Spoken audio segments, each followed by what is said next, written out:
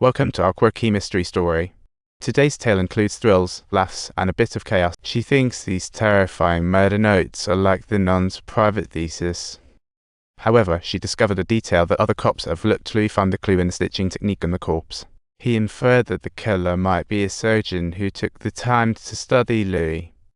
The case made progress, and the nun hurriedly organized the files, only to find the priest dancing in the church, dressed like a party queen. She developed a keen interest in the nun and personally delivered files to discuss. The nun nervously entered the priest's room, eyeing the scarf around her neck. Seeing the worm-eaten, mouldy face, the nun was stunned. She was inexplicably drawn to the priest but was interrupted. The nun awkwardly dashed back to her room, emotions swelling, and hurried to her husband's bedside. She found the nurse busy cleaning her husband, and the bloody scene almost made her regurgitate the drink she just had. Louis realized her husband's health seemed to be playing a life-or-death game, and the nurse even hinted that maybe she should give up on him. But Louis stubbornly remained seated, sipping on her portable spirits. Just then, Eddie passed by and lit Louis a cigarette, kindly suggesting that driving might not be the best idea, but Louis stubbornly decided to drive alone, and soon after, they bumped into each other again. Louis crashed her car after drinking, and when she woke up, she found herself in a hospital bed. A kind colleague used connections to bail Louis out, but they had no intention of letting her go. Louis asked Eddie to help her escape the hospital, and Eddie happily agreed, retrieving the keys from her bag. After unshackling her, Louis got all dressed up and snuck out of the hospital. However, Louis was surprised that today, May cracked her mysterious box containing a note saying cheat. She decided to investigate, asking her ambiguous partner Eddie to take care of her daughter while she and the nun drove to the location. Louis drove all day, getting closer to a foggy area, and the deeper they went, the hotter it got.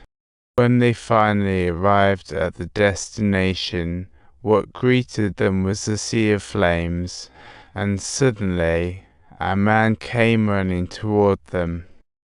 Louis cautiously raised her hand, followed by Grandma, declaring that she was a staffer from the Geographical. She even mentioned they were standing on a fault line, and that Fire Pit was a sinkhole straight out of the weather report.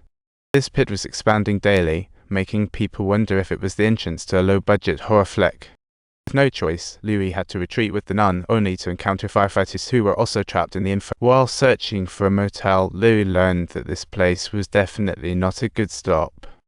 As they were about to leave, Louis caught sight of a fire tower and made up his mind to drive away right away. On the way, she encountered a naked woman running at her car like it was an emergency. Louis slowed down to, let's just say, welcome lady, and then things took a wild turn. The girl yells, incoming, leaving Louis scrambling to figure out how to escape. Following the lady's lead, they found the motel. Louis, ready to check in with her luggage, noticed the motel owner's makeup couldn't hide the bruises on her face. She bravely asked if the owner needed help, only to be turned down. Concerned for the woman's safety, Louis decided to search the bathroom, only to find bloody tissues everywhere. The woman was gone, so Louis resolutely returned to her room to regroup.